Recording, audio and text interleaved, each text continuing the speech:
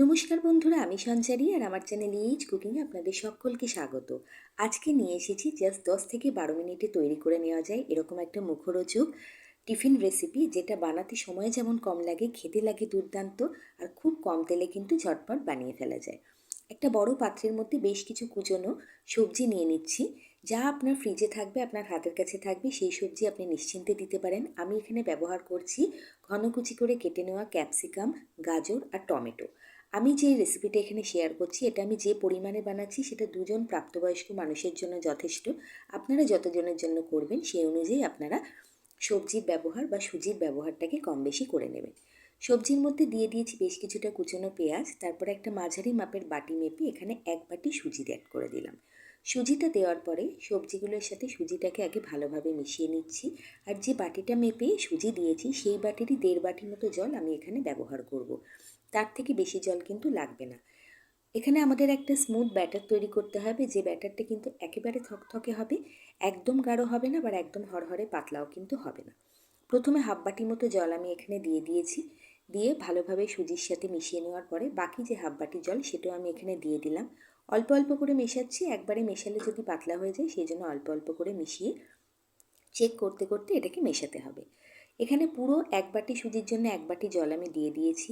সুজি কিন্তু এইরকম মেশাতে মেশাতেই বেশ খানিকটা জল অ্যাবজর্ব করে নেবে, সেই জন্য আরেকটু জল আমি এখানে দিচ্ছি। টোটাল 1.5 বাটি মতো জল আমার এখানে লেগেছে। অর্থাৎ যে বাটি বা যে কাপ মেপেই আপনি সুজি দিন না কেন, তার 1.5 গুণ জল আপনাকে এখানে অ্যাড করতে হবে। সব কিছুকে খুব ভালোভাবে মিশিয়ে নিচ্ছি। এইভাবে মেশাতে মেশাতে কিন্তু সুজি অনেকটা জল শুষে নেবে, সেই জন্য ব্যাটারটাকে প্রথমে খুব বেশি পাতলা করতে হবে না। এখন যে কনসিস্টেন্সিটা আমি আপনাদেরকে দেখাচ্ছি সেটা মোটামুটি কিন্তু ঠিকঠাক লাগছে আমার কাছে। এবার এর মধ্যে আর কিছু মশলা অ্যাড করে দিচ্ছি। প্রথমেই দিচ্ছি কাঁচা পাকা লঙ্কা কুচি করে কেটে রেখেছিলাম সেটা। সাথে দিয়ে দিচ্ছি অল্প একটু ভাজা জিরের গুঁড়ো। ভাজা জিরের গুঁড়ো না থাকলে নর্মাল জিরের গুঁড়ো এখানে ব্যবহার করতে পারেন। দিয়ে দিচ্ছি স্বাদ অনুযায়ী নুন। আর এর মধ্যে আমি বেশ কিছুটা জোয়ান হাতে একটুখানি ডলে নিয়ে দিয়ে দেবো। জোয়ান দিলে যেমন হজমেরও সুবিধা হয়, তেমনি জোয়ানের ফ্লেভারটাও কিন্তু ভালো আসবে এই টিফিন রেসিপিটায়। জোয়ানটাও দিয়ে দিলাম। দেওয়ার পরে এর মধ্যে আমি দিয়ে দিচ্ছি 1 চামচ মতো লেবুর রস। লেবুর রস দিলে হালকা একটা টক ভাব আসবে, যেটা কিন্তু খেতে খুব ভালো লাগবে। এটা অপশনাল, দিতে না চাইলে স্কিপ করতে পারেন। আর যদি হাতের কাছে টক দই থাকে তাহলে সেক্ষেত্রে 2 থেকে 3 চামচ মতো টক দই কিন্তু এর মধ্যে অ্যাড করতে পারেন।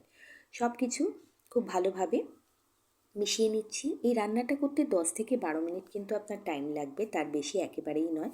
সকালের জলখাবারে অনেক সময় কিন্তু রুটি, লুচি, পরোটা খেতে ভালো লাগে না। এই রকম একটা চটজলদি মুখরোচক কম তেলে তৈরি করা খাবার থাকলে কিন্তু অনেক কাজটা সহজ হয়ে যায়। এবার এই পুরো মিশ্রণটার মধ্যে 1.25 চামচ থেকে 2.5 চামচ মতো বেসন আমি দিলাম। বেসন এখানে একটা বাইন্ডিংয়ের কাজ করবে। বেসনটা দিয়েও কিন্তু সুজির সাথে ভালোভাবে মিশিয়ে নিচ্ছি। বেসন যেই সুজির মধ্যে পড়বে, আর জল থাকার কারণে সুজি যেহেতু অনেকটা জল অ্যাবজর্ব করে নিয়েছে, একটু ব্যাটারটা ঘন লাগছে আমার কাছে, সেই জন্য 3-4 চামচ মতো জল জাস্ট আমি এখানে অ্যাড করলাম। সেটাও কিন্তু এই 1.5 বাটি জলের মধ্যে। টোটাল 1.5 বাটি জল আমার এখানে লেগেছে। সব কিছু খুব ভালোভাবে মিশিয়ে নিলাম। এখন যে কনসিস্টেন্সিটা সেটা পারফেক্ট। দেখুন, একদম পাতলা নয়, আবার একদম কিন্তু ঘনও নয়, বেশ একটা থকথকে ব্যাটার কিন্তু এখানে তৈরি হয়েছে। আজকের এই ছোট্ট রেসিপিটা যদি আপনাদের একটুও ভালো লাগে, তাহলে অনুরোধ করব চ্যানেলটাকে সাবস্ক্রাইব করে দেবেন, বেল নোটিফিকেশন অন করে দেবেন, যাতে আমার সবকটা রান্নার নোটিফিকেশন আপনার কাছে পৌঁছে যায়। আর আপনার পরিবারের প্রিয়জনদের যদি এটা খেতে একটুও ভালো লাগে, তাহলে আমাকে অবশ্যই কমেন্ট করে জানাবেন। সব কিছু ভালোভাবে মিশিয়ে নেওয়ার পরে এসে গেছি গ্যাসের কাছে। একটা তড়কা প্যান গ্যাসের ওপর বসিয়ে 1/2 চামচ মতো তেল এর মধ্যে দিয়ে দিয়েছি। তড়কা প্যান আমাদের বাড়িতে সবারই মোটামুটি অ্যাভেলেবেল থাকে। তড়কা প্যান থাকলে কি হয়, শেপটা একটু ভালো হয় যেটা বানাচ্ছি তার। তড়কা প্যান না থাকলে সেম ব্যাটার দিয়ে আপনার কিন্তু এমনি ফ্রাই প্যানে বা তাওয়ার উপরেও এটাকে বানিয়ে নিতে পারেন। গ্যাসের ফ্লেমটা লো টু মিডিয়ামে রেখে 1 পিঠ সেঁকে নিচ্ছে। 1 হাতা মতো ব্যাটার আমি তেলের মধ্যে দিয়েছি। 8 মিনিটের মধ্যেই কিন্তু নিচের দিক থেকে এটা খুব ভালো মতো সেঁকে যাবে। আর ওপর থেকে একটু সাদা তিল ছড়িয়ে দিয়েছি। যখন ওপরের দিকটা অল্প অল্প শুকনো হয়ে আসবে, তখন এটাকে ফ্লিপ করে দেবেন। একটা টিফিন তৈরি হয়ে উঠতে কিন্তু 1.5 থেকে 2 মিনিট টাইম লাগবে, তার বেশি একেবারেই নয়। ওপর থেকে ঢাকারও কোনো প্রয়োজন নেই, এটা কিন্তু এমনিই ভালো মতো তৈরি হয়ে যাবে। দেখুন, একটা কিন্তু আমি বানিয়ে নিয়েছি, দুদিকেই খুব সুন্দর একটা কালার এসছে। ওপর থেকে ক্রাঞ্চি, ভেতর দিকটা হালকা নরম, আর খেতে ভীষণ ভালো লাগে। আমি প্যানে আর কোনো তেল দিইনি। প্রথমে যা তেল দিয়েছিলাম তাতে কিন্তু দুটো মোটামুটি তৈরি হয়ে যাবে।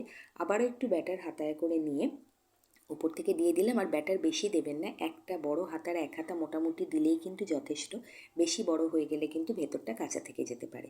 নিচের দিক থেকে সেঁকে যাওয়ার পরে এটাকে আবার ফ্লিপ করে দিয়ে নিচের দিকটাও ভালো করে সেঁকে নিলেই কিন্তু এই মজার টিফিনটা তৈরি হয়ে যাবে। রেসিপিটা আশা করি আপনাদের ভালো লাগবে। অবশ্যই বাড়িতে বানাবেন আর আমাকে ছোট্ট করে কমেন্ট করে জানাবেন আপনাদের কেমন লাগলো। খুব ভালো খেতে লাগে, শুধু মুখেই খাওয়া যায়। সাথে যদি টমেটো সস নেন বা ধনেপাতা পুদিনার চাটনি নেন তাহলে তো কোনো কথাই নেই। এটা বাচ্চাদের জন্য টিফিনে, বড়দের জন্য জলখাবারে কিন্তু প্রিপেয়ার করতে পারেন, খেতে খুব ভালো লাগবে। আর এরকম বিভিন্ন রেসিপি আমার চ্যানেলে আপলোডেড আছে, আপনারা চাইলে চ্যানেল ভিজিট করতে পারেন। ভালো থাকবেন, সুস্থ থাকবেন, ধন্যবাদ।